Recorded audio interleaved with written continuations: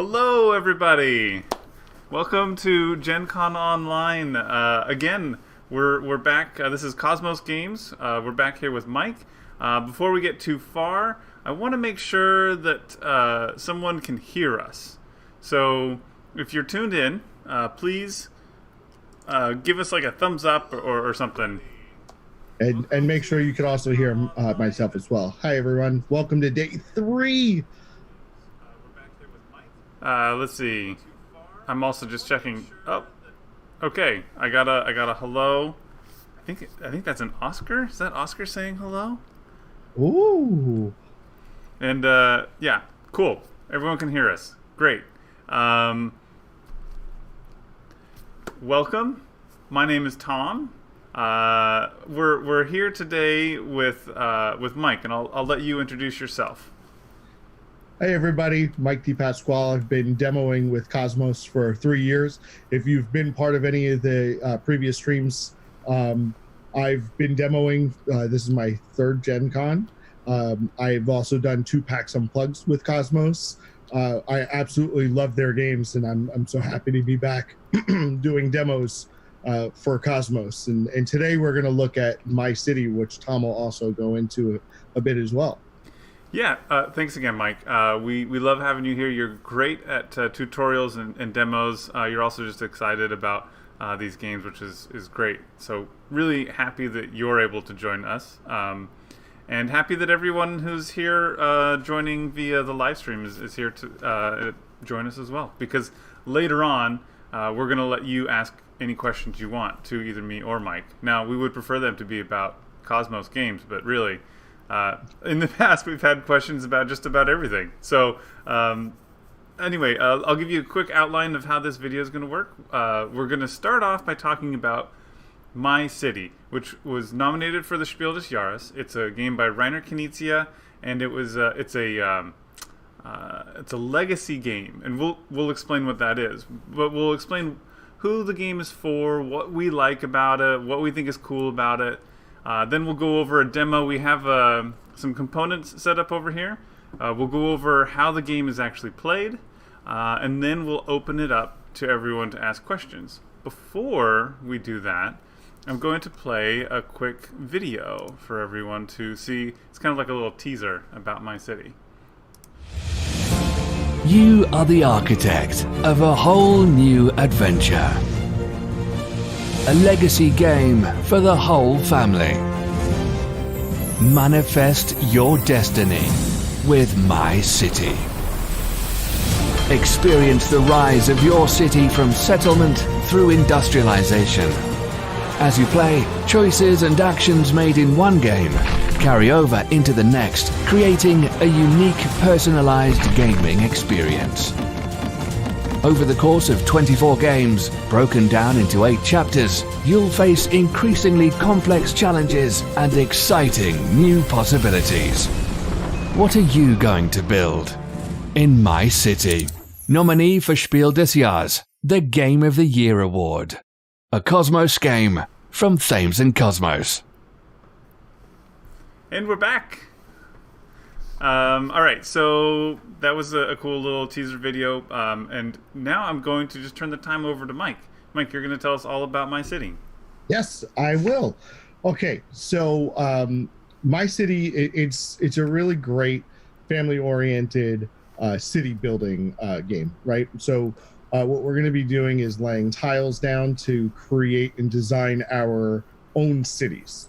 The game is designed to play across 24 individual episodes, and those episodes are broken down into chapters. Now, as Tom mentioned before, this is a legacy game. So anybody who has not played a legacy game before, essentially what that entails is that every time we play the game, we're going to be making some permanent changes to our player boards. And that's going to, over time, throughout those 24 episodes, your city is going to develop very differently. So at the very start, we're all on the same level playing field. But by the time we get even just a couple chapters in or a couple episodes in, our player boards are going to be very drastically different, which is going to affect how we're going to design all of our cities moving forward. So the game is going to go until each individual player decides to opt out of playing the current episode. So just to give you an overview of how long and what your goal is for the individual episodes. The individual episodes, what you're going to want to do is score as many points as possible in order to be the winner of that episode. Now, to start off, I'll give you an overview. Tom has the parts on that third screen there. So you'll see everybody has a player board. And I'm going to hold mine up as well, because you'll see in the top here, which is in the top left of the board, there are different symbols, which are different animal symbols. And so what's going to happen is everybody's going to have their own individual player board. So that way you'll know, okay, this is my board. And as you can see, Tom was just showing all of these, the tiles, everybody has the exact same set of tiles. And on the back side, it's going to have your symbol. So that way you have your individual set of tiles for the game. Now, to start off, which we're going to look for the envelope for chapter 1, which is episodes 1 through 3, which is the new land, right? Now, this is not really a spoiler because this is going to be the first game that you play to begin with, so the rule book will instruct you to take these out. You're going to have a rule sheet, which gives you an overview of what's going to happen throughout chapter 1, 2, and 3. There is also a chart that's going to give you some end game scoring, which we'll get into in just a little bit, as well as a sticker sheet, which will come into play as we do end of game scoring. So to start off the game, once every player has their individual board, the first thing you're going to want to do is in the top left here, in the space next to your symbol, you can put a name for your city. And yes, you will be writing on these boards with a pen and permanently marking up the board. So that's really awesome. I really love legacy games because I like to see that progress that we have over time. The second thing you're going to do is take this little scoring cube and put it on 10. So everybody's going to start with 10 points. And that's very important because there are ways to lose points in the game. Now, we also have a set of construction cards, which are going to detail the specific buildings that we're going to construct each round of the game. Now, the buildings come in 3 different colors. At the start of the game, these aren't really going to matter. You're just going to know that we have red, which are public buildings, blue, which are industrial, and yellow, which are residential. And again, at the start, that doesn't mean anything at all. It's just color designation between those different tiles. Now, on the board, you'll notice that there are light green spaces, some of which have trees and some have rocks on them.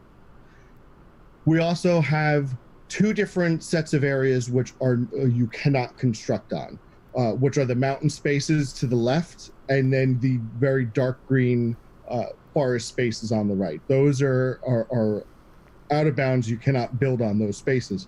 However, you can build over the spaces that have the trees, the double trees, or the rocks. And I'll tell you exactly why you may want to do that in just a second. So to start the game, what we're going to do is we're going to draw the first card off of the deck. And so we have this T-shaped industrial building. Now, the game is meant to sort of be a fast pace where we're just drawing the tile and placing it down. You don't want to take we try to make sure that we're placing it so that the flow of the game moves quickly, and not have people, attempting to try out and put them all over the place. We want to take that tile and just place it down, right? We're an early civilization, so we don't really have much in city planning. So we're just building buildings wherever we can. Now, for the very beginning of the game, the first tile that you're going to lay must be adjacent to the river that's going down the center of the board. And when I say adjacent to, it must share a side. It cannot be a diagonal. That does not count. And it cannot be built in such a fashion that the building is on two different sides of the river. Because again, as an early civilization, we really don't have the technology or the capital to be able to build such a building that goes across. Now, on subsequent turns, we'll draw the next building. This is going to be the residential, and it's a square. Now, the second building must at least share one side with the existing building. Now, when I said before you cannot have buildings that cross the river, you can have this new building on the opposite side of the river so long as it shares a side with the original building. Now, you will get to points where the river may be obscured by the two tiles. That does not matter. It's just that the tiles are a little bit larger and they may obscure your view of the river, but that is still legal. Now, I said before, you can build over the rocks and the trees. Now, that matters because the trees are a very beautiful thing out in the fields, and you don't want to cover up natural beauty. You don't want to be cutting down natural habitats of birds and things like that. So you're going to get more points for those trees that you're still able to see out in the fields. But those rocks, kind of ugly looking, and we want to get rid of those rocks. So you can build over the rocks because each rock space is -1 for each rock that's visible. And the trees are a +1 for each visible. So at the very start, you have at least either a +2 or a -2 on each of those spaces because there are either 2 trees or 2 rocks that are visible. Now, when I said before, we start with 10 points because you do have the ability to lose points. As you play, your play area is going to get very full. And so if a building comes up and you don't physically have the space to place it, or maybe you just don't want to place this building right now, you can opt to pass. By doing so, you immediately lose 1 point. And so you'll lose that 1 point. And so Tom just showed there, to move his marker down to 10, from 10 to 9. Now, as the game progresses, as I said before, the chapter is going to end, or the episode will end when everybody passes out of participation. Again, you have the option to pass if you don't wish to build this building, but instead of taking a -1 to keep playing the current episode, you can opt to pass and pass participation in the current episode. That means that you no longer will be participating. Any future cards that are pulled, you won't be placing down any tiles. You'll be sticking with whatever points you currently have. I'm just going to go ahead and play this so you can show the scoring at the end. Sure. But if I were playing the game with someone else, like, you would be flipping cards for me each time. But yeah. I'm just going to, like that one. I'm going to do that next. All right. I actually really like how every time I start demoing this game, I mentally just want to finish it. So so I'll keep flipping some cards here. So we'll have Tom go through and place all these buildings based off. I've already placed that one. You already placed that one. How about this one? Did I place that one? No, I think I see it right. I flipped that one over. Okay. There you go. So the other thing is that when we do our assessment at the end of the current episode, not only are we going to gain points for every tree that we can see and lose points for every rock that we can see, but you're also going to lose points for every open light green space that's still visible at the end. So you want to fill up as much as you possibly can in order to ensure you're going to get enough points. So we'll keep going until Tom decides that his board is too full. So now we have a two square, and this is a public building. Again, like I said at the very beginning, they are listed with names in the rule book, but at the very beginning of the game, these aren't going to matter based on what type they are. That may or may not come into play later on. I haven't played through the chapters because I'm not very good with spoilers and with secrets, so I didn't want to have any of that information in my head prior to the stream. So here we have an L-shaped industrial building. And again, Tom has to make sure that he places that where it shares at least one edge with a previously placed building. Now we have this squared industrial building that he's going to have to place.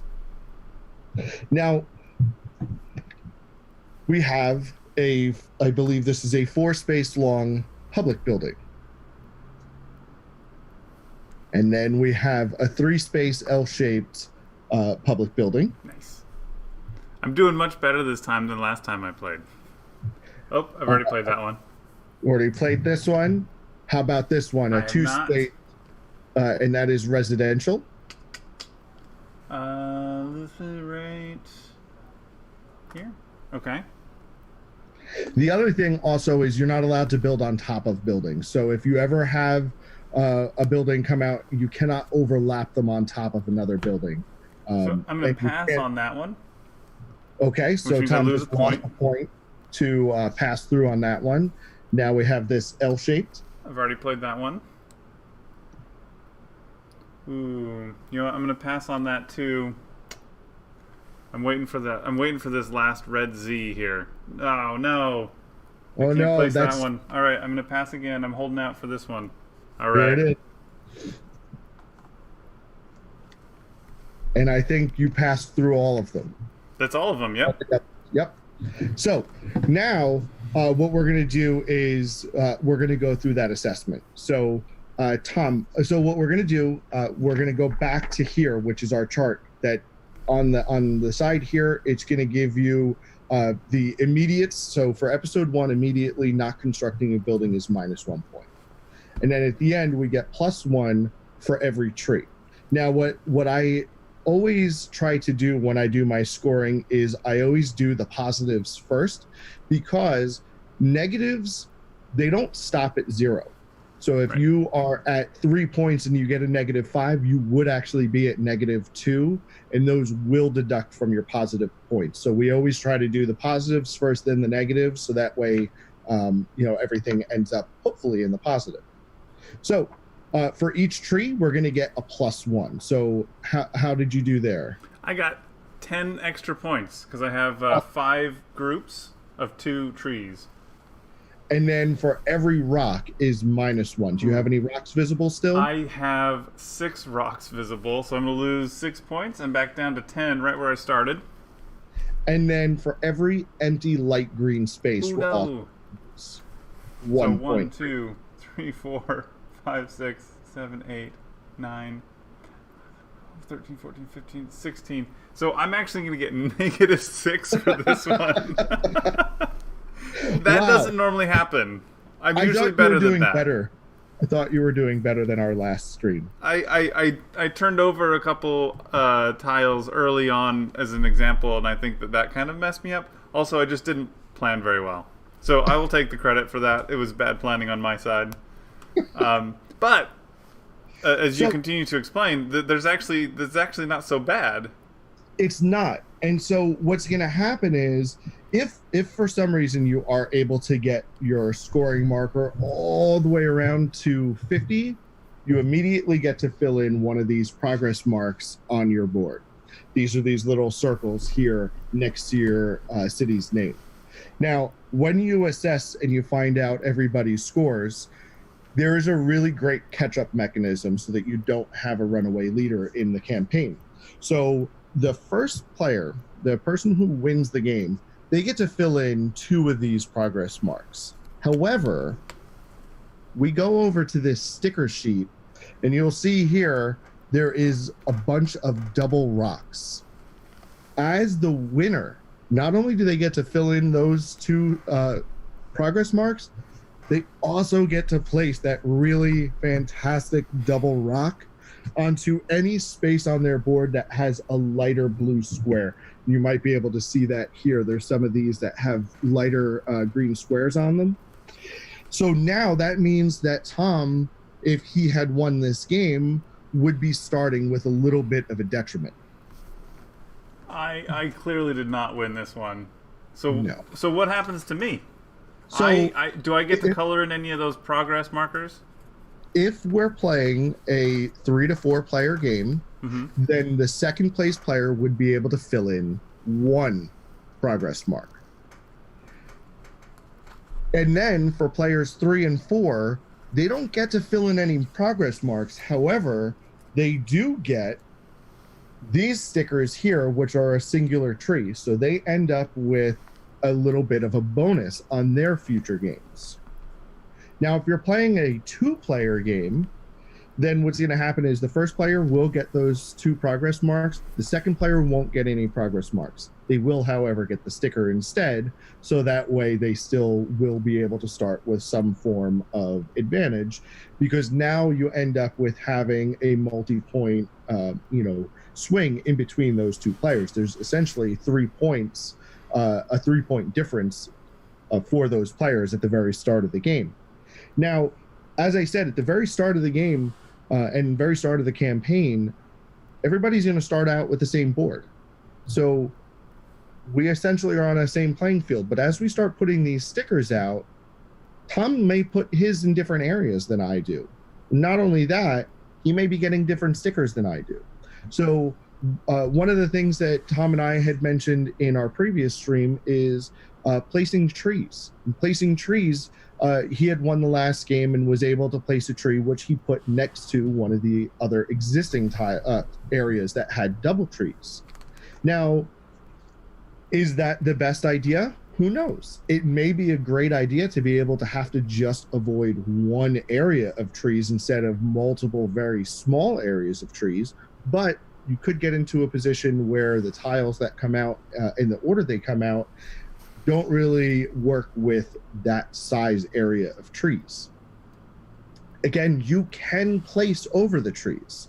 So if you decide that you want to cover the tree with one of your building tiles, it is a legal play. However, you are sacrificing those points in order to place that building down. Now, these are designed so that every episode should take about a half hour. It's best to play with the same group of people. You'll essentially get more enjoyment out of having the same people each game because of the fact that as they build their city, the city really grows with them, and it's their artistic style of placing down these stickers and how they're placing their buildings. If for some reason you do want to play with another individual, they are free to pick up a used player board and pick up where the previous player left off.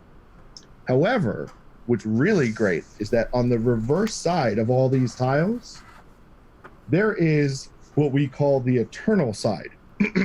Now, the eternal side is designed so that it has some extra elements on the board. This is a non-legacy side of the board, so you can play one-off games of this without having to mark up your board or have new players come in and pick up where somebody else left off. So you do have the ability not only to continue playing after your legacy is over, but you can also just have a game whenever you want if you don't want to play one of the chapters. And I have to say, this stack of envelopes is not light. There's a lot of stuff in here. And as I said, each one of these envelopes, and there's 8 of them, they cover 3 episodes each. And each episode is designed to be essentially like a 3-story arc. So if you have the time, it is very, very fun to play 3 episodes in a row, because you're going to get that one arc, right away. And if you have that pause, you might forget what happened in the previous game. But it's also designed as a nice short amount of time, because for me, an hour and a half for 3 different games, 3 chapters, or 3 episodes to go through an entire chapter, it's not a very long investment, right? And speaking of investment, the price point of this game, Tom, what's the MSRP of this? $34.95. So when you think about that, $34.95, and you have 24 episodes that you can play through, then also the eternal side of the board, which allows you to continue playing afterwards or whenever you want during the campaign itself. So the value that you get for the price, you have so much content to play through, and it is such a great investment. I wanted to jump in real quick because sorry, Mike, but I just listened to the YouTube review by Rado runs through of My City, and he's clearly a huge fan of the legacy side of the board. Right now, he's also a reviewer who reviews hundreds of games a year, and he said that he enjoyed this Eternal side, just the standalone game, so much that he's keeping it in his collection. That's a pretty good endorsement because he goes through a lot of games, and so anything that stays in a reviewer like that, their collection, is a huge compliment. But the fact that he loved the legacy side as much as he did is fantastic. But then to also compliment the Eternal side is also just, wonderful. So I should thank him for the glowing review. But I wanted to point that out. It is a complete game. Like, it's not just an afterthought. It was like a thoroughly planned out and thought through game. Yeah, it really is, and that's what I love about it. And as I said before, it's so well thought out. The fact that there is a catch-up mechanism that essentially takes away that runaway leader, because when you have an individual who wins multiple games in a row, and you don't have any way of catching up or any way to have that little bit of a gap so that the other players, the catch-up mechanism. Yeah. I don't know why I'm still talking about something else, but without that catch-up mechanism, it really takes away from legacy games. I've played some others. In fact, I played one recently, which is designed to be a 10-episode campaign, and my friend and I sat and played 7 games, and I won the first 6. So there's no possible way for him to beat me in the campaign, and there was no catch-up mechanism in it, which the game is still fun, but it takes away from the experience. Whereas with this, if I were to somehow win 6 episodes in a row, I have a lot of negatives that are going on my board. If I won the first 3, I'm now starting with a -6 because that means I'm getting all 3 of these double rocks, and that's what I really love about this. It was so well thought out to make sure that legacy campaign doesn't leave anybody behind and keeps everybody in the game. Yeah. So I'm going to just jump in real quick and talk about a couple things that you've already talked about, but I just wanted to kind of emphasize. So the price is great, right? $34.95 is a great price. I don't want to sound like a used car salesman. I always feel that way when I'm talking about prices. No offense to used car salesmen, I buy used cars, but what I'm getting at is the price is important because it's the audience that we're looking for, right?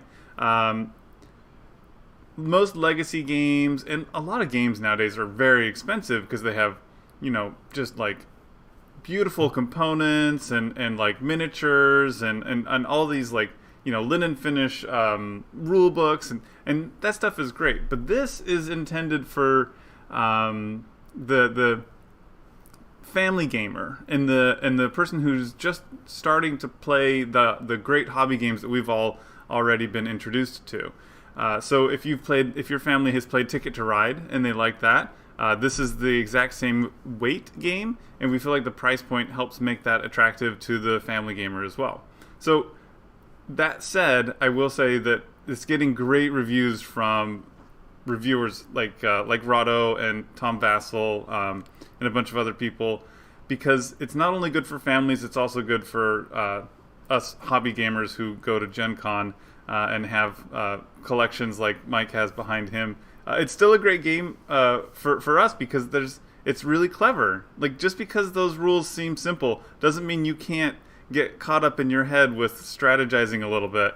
So I think that this game has a lot of potential. I think it has a huge audience. If there's someone that you want to introduce to legacy games, this is the one to do it with.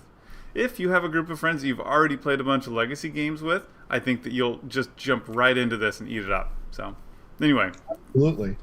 And to follow up on that, when Tom says that it's a very easy game to introduce people to, the rule book itself, it's only 8 pages, and that's including front and back. And the front is essentially the artwork and the story, and the back is the credits. And The last 2 pages in the book are the rules for the Eternal side. So you're essentially 4 pages of rules just to be able to start to sit down and learn the game. And that is absolutely incredible, because I don't know about anybody else, but me, I love reading rule books. In fact, my iPad has the rule book for every single game that's in my collection, so long as it has a PDF version of it. But I love when I can pick up a game, sit down, read through it, and understand how to play within minutes, and be able to bring a new game to the table and to my group. And then the additional rule sheets that you get within the envelopes, the first 3 episodes, the first chapter is a one sheet, and then one scoring chart, and that's it.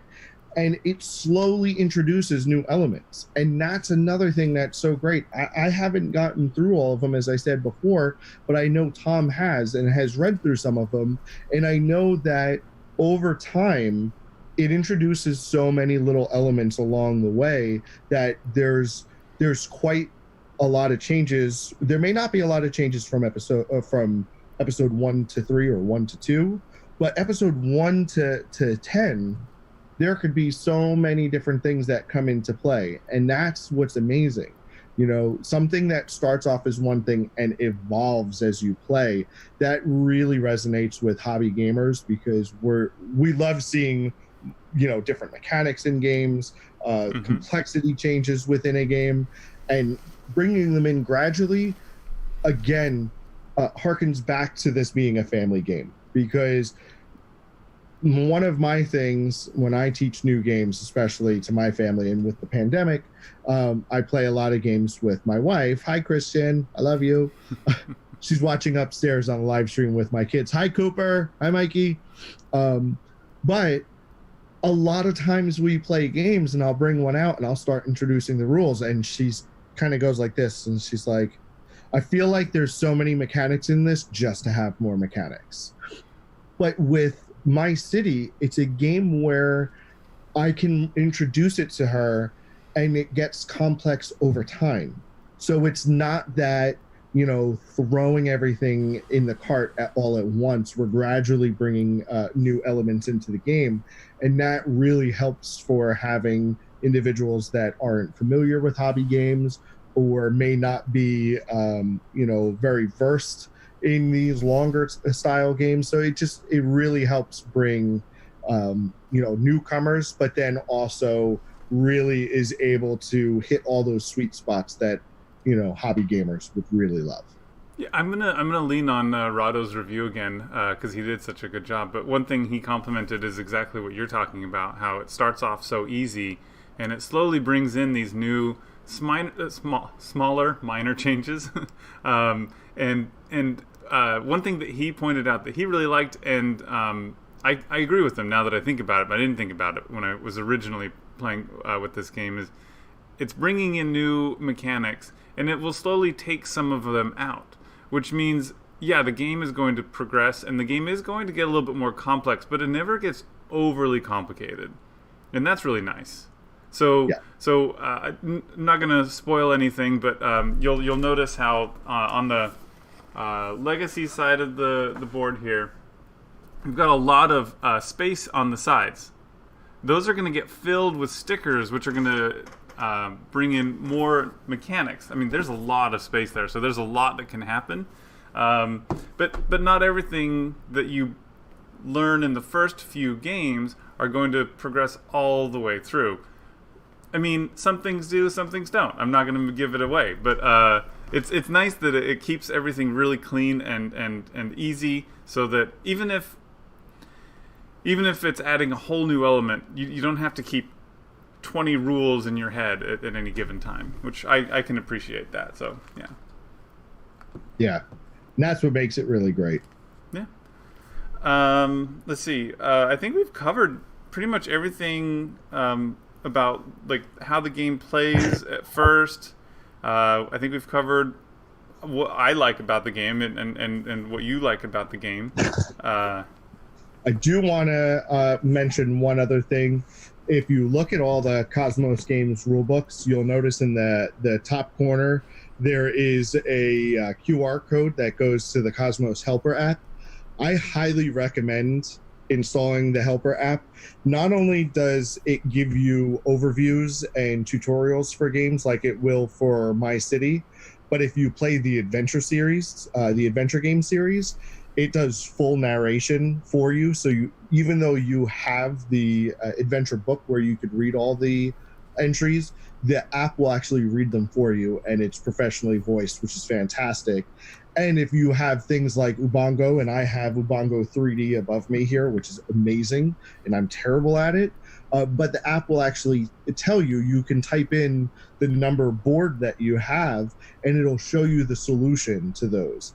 And if you play things like the exit games, which I have a whole bunch of them behind me as well, it can be used as a way to essentially act as not only a timer for you, but also as a checklist, because you'll be able to see how well you did on all the previous ones, and you'll also be able to score and keep track of that current game that you're playing. The app also has some free puzzles in it as well. So if you're a fan of the Exit series, there are some free mini puzzles for that you could go through, and they are a lot of fun.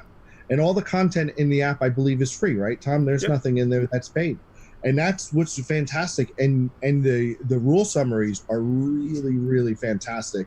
There's one for Imhotep, and some of them are almost animated, where they show you like a visual of the board graphically with the pieces moving. So they're really great, because if you have a family that want to play a game and you may not be well versed in teaching games, it's a great way to be able to showcase a video to explain how to play. So I highly recommend, if you guys don't have the Cosmos Helper app, definitely look it up. Scan that QR code on your game, or maybe if I hold this up, if it's clear enough, you might even be able to scan that. Just pause the video and give it a scan. It might work. That's a great point. I like the tutorials because, like you said, they're kind of animated.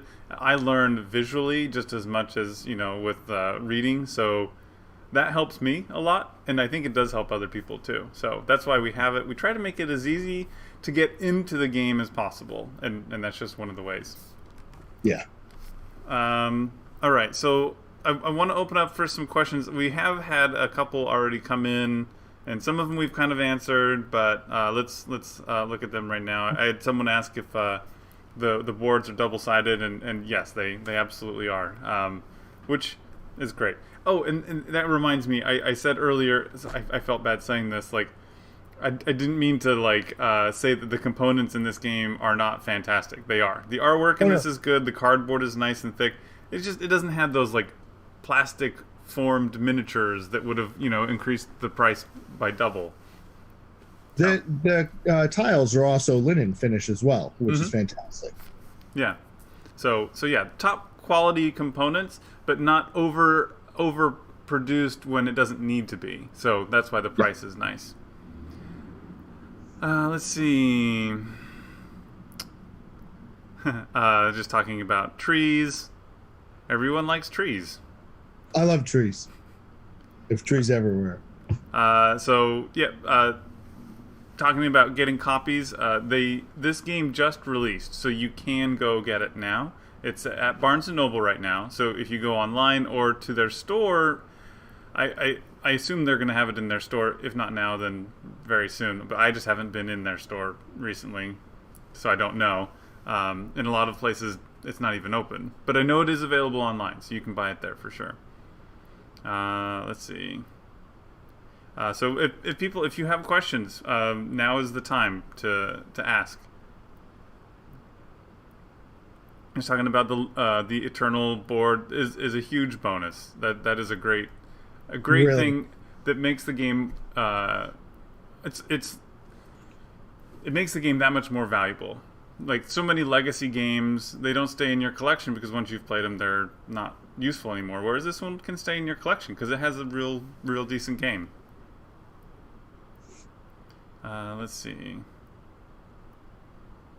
Do you plan on making any more legacy-style games, maybe out of your established games? That's a great question. That hasn't been talked about yet, but I mean, if people are interested in it, obviously we would consider it. So maybe now's a good time to plug my email address so that people can email me if they have suggestions, recommendations, or if they just want to, ask me a question. You can contact me at contact@thamesandcosmos.com. You can also get that email address off of our website, thamesandcosmos.com. Andor Legacy. Ooh. Yeah, well, you know how I feel about Andor. I do. It is my favorite cooperative game. That's a tough call, but it is definitely up there with my favorite cooperative games.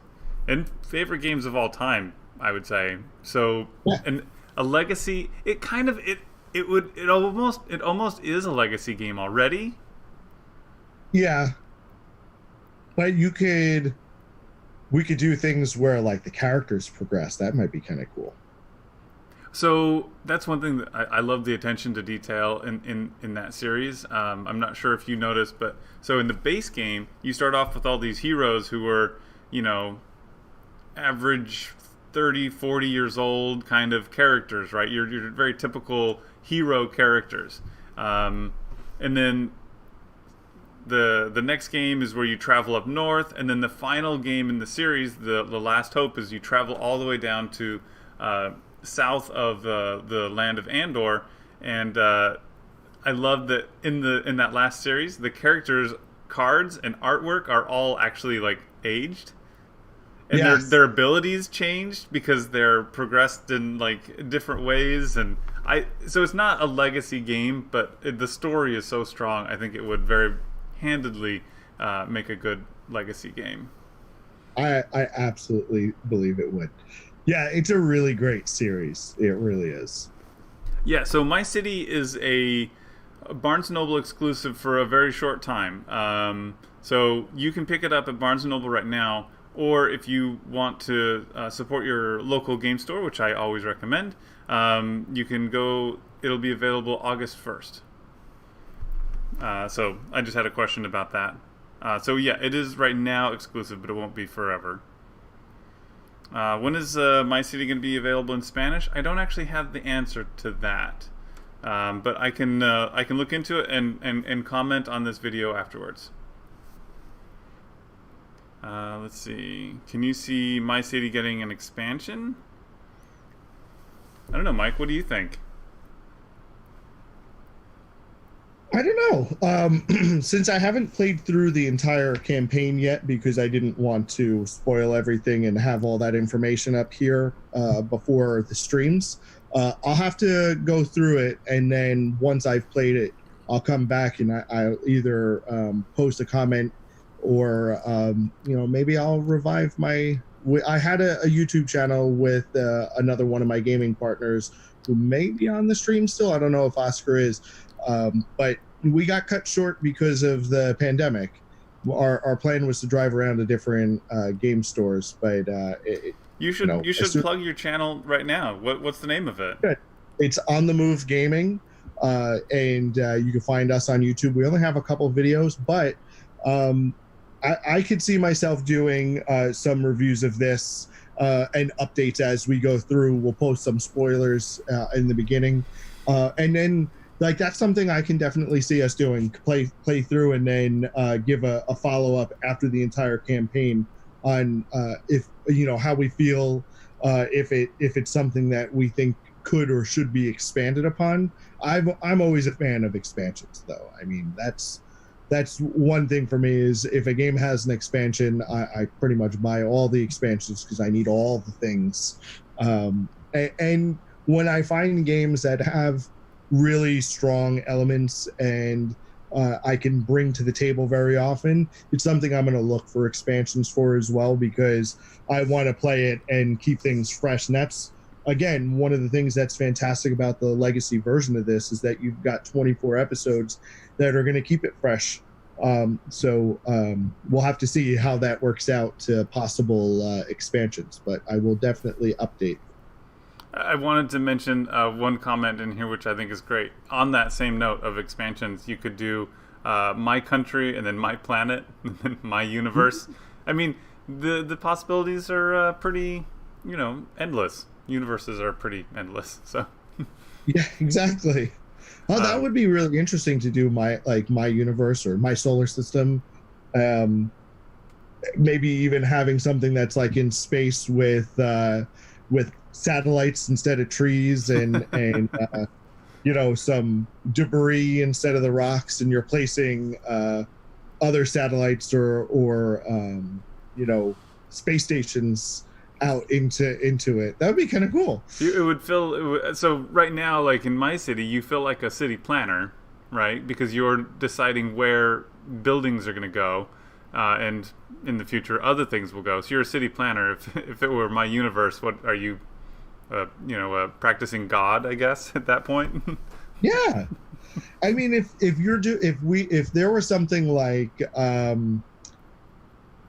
my orbit, where you're putting these like different satellites and space stations in, like think of how that could evolve, right? Mm-hmm. Because at the very start, you're putting up basic things like satellites and telescopes, but then over the episodes, you might end up with things like the International Space Station and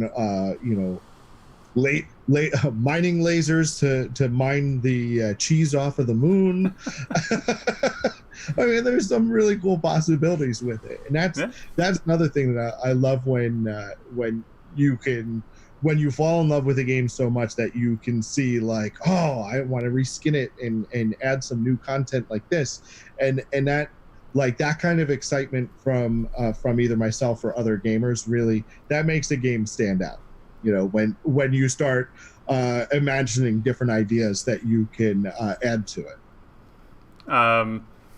Obviously, when you started mentioning like some of those things, and some other people commented on it here, the Crew, Quest for Planet 9, space themed. Maybe there needs to be like a marriage of the two. Ooh. The Crew just won the Kenner-Spiel. My City was just nominated for the Spiel. I mean, both great games. They need to like a co-authorship there and work on something together. A great crossover. Instead of My City, it's My Planet 9. If that planet exists, no spoilers there. Well, it's right. The quest for Planet 9, so we're on a quest for Planet 9, Major Tom. So if it does exist, then each of our Planet 9s might be different as we design them. True. So that's a good idea. I like that. Yep, Legacy Planet 9. If you haven't played The Crew, definitely check it out. There's another stream for this tomorrow at 11. I believe Jesus is running that with you, yep. or Eric. But this is a great game. If you love trick-taking games and you like co-ops, this is really, really, really good. It's quickly becoming a lot of people's favorites, and even in this weird time, people are finding ways to play it. I've seen people play remotely. That takes a lot of IT and weird stuff like that. Yeah. But it's definitely a great game. So check it out. And that I should bring up another point. We have free content online, including some expansions for the Crew. There's some print and play expansions that are available there, as well as mini expansions for other games, including Andor and Imhotep, Ubongo, Drop It. There's a bunch of stuff. So visit thamesandcosmos.com. There's an activities drop-down bar at the top. You click that and you can navigate to the print and play section. And there's a lot of content there, but we're also going to keep adding content. So definitely check that out. Yeah, and just to mirror that, if you go to specific products, like if you go to the Crew, that activity page for the print and play expansion is directly on top of the page for the product itself.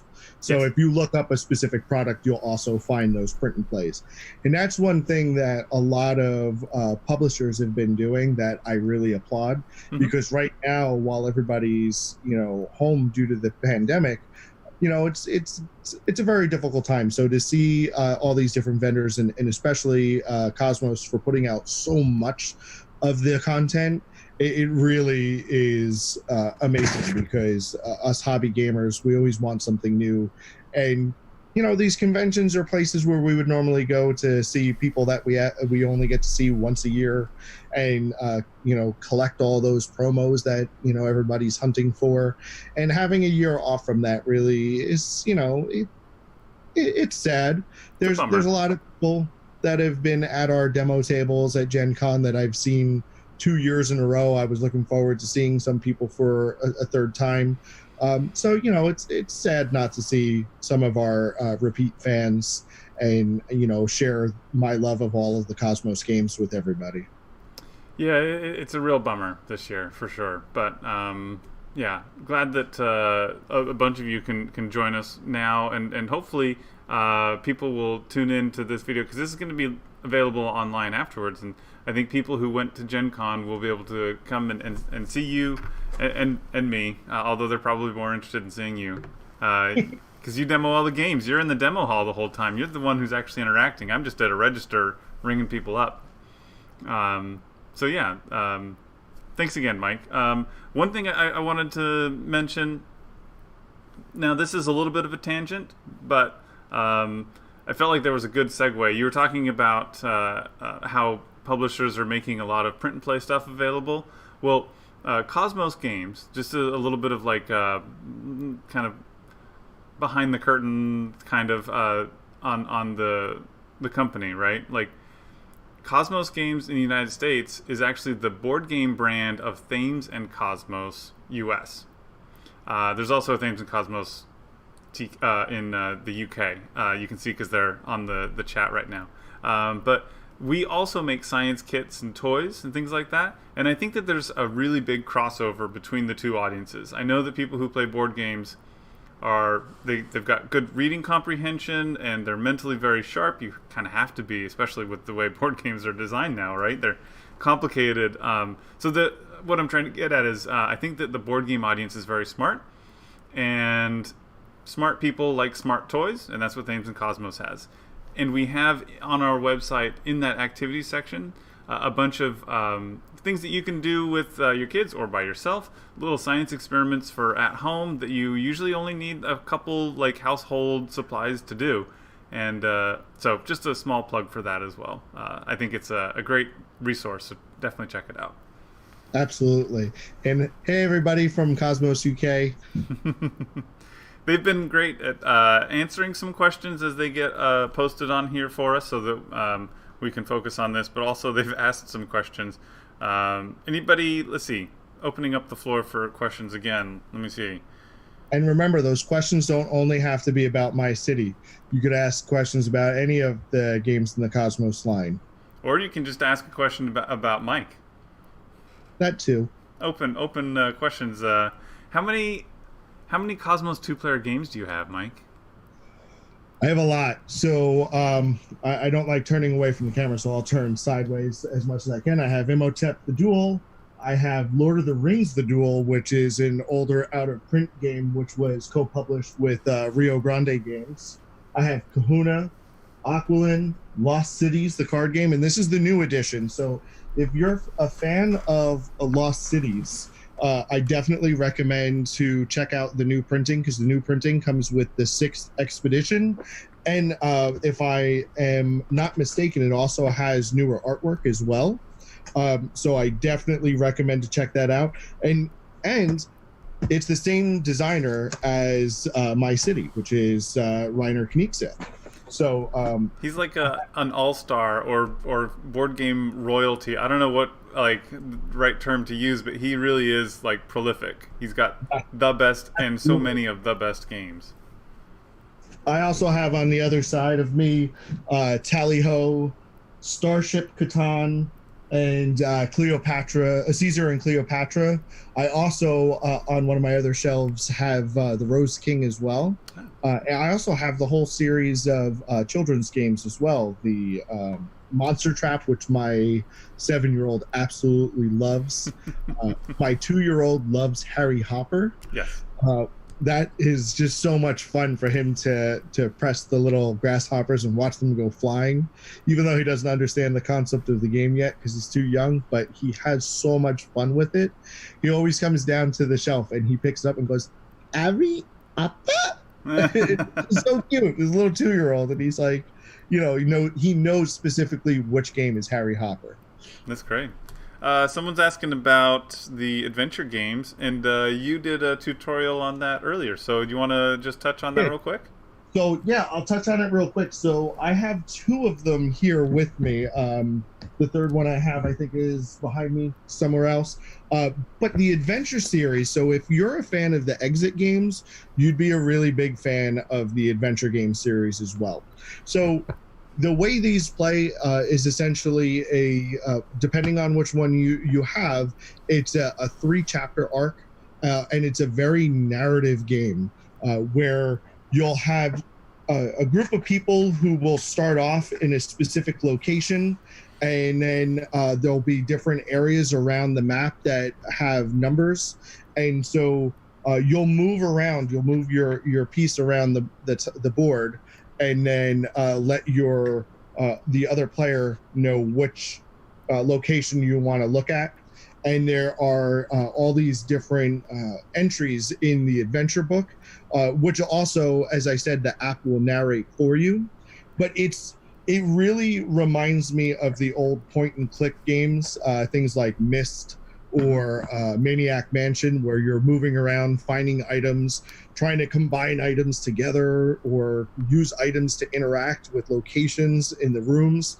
But it's a really fantastic narrative-driven game, which does still have puzzles like the exit games, but the biggest difference is that nothing ever gets destroyed in these.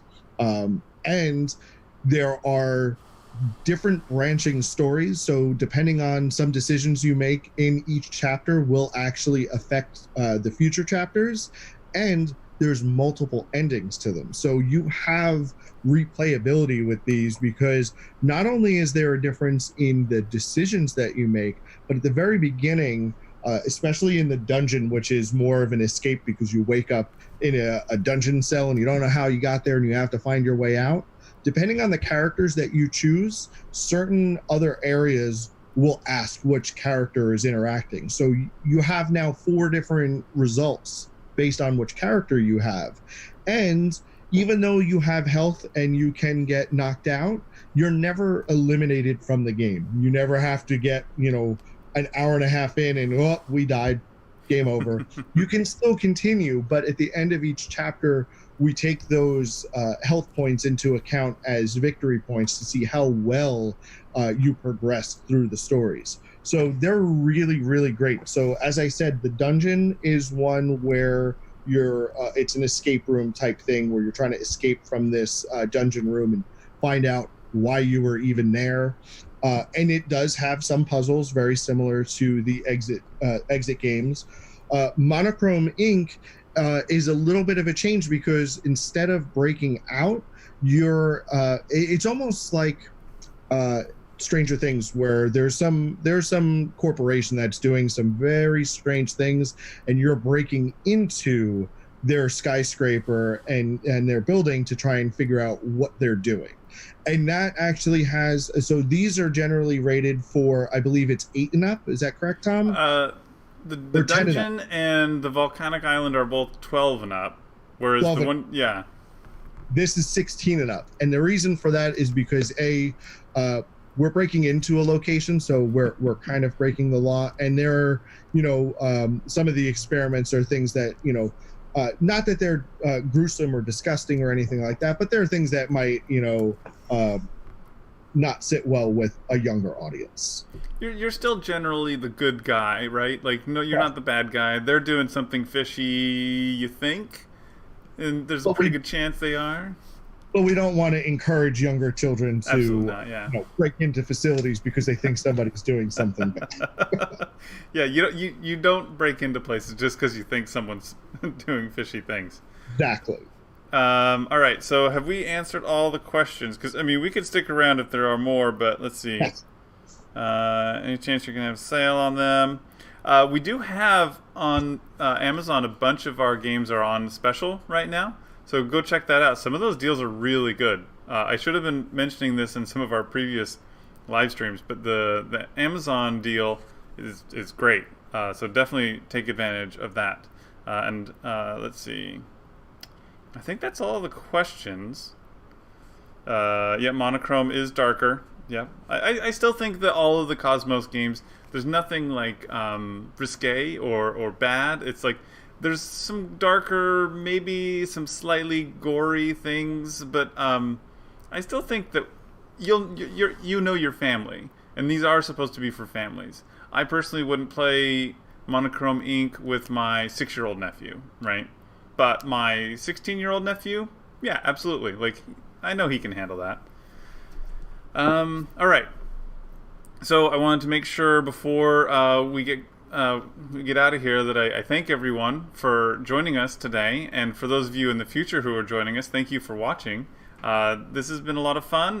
This is again Gen Con Online 2020. We've been talking about my city, and thank you again, Mike. Last words. Thanks, everybody. This is my last stream for Gen Con, so I will miss this because I miss all of everybody already. So, if you're looking for any other information as well, look me up on the Move Gaming, but definitely, keep an eye on the rest of the Cosmos titles as well. All right. Thanks again, everybody.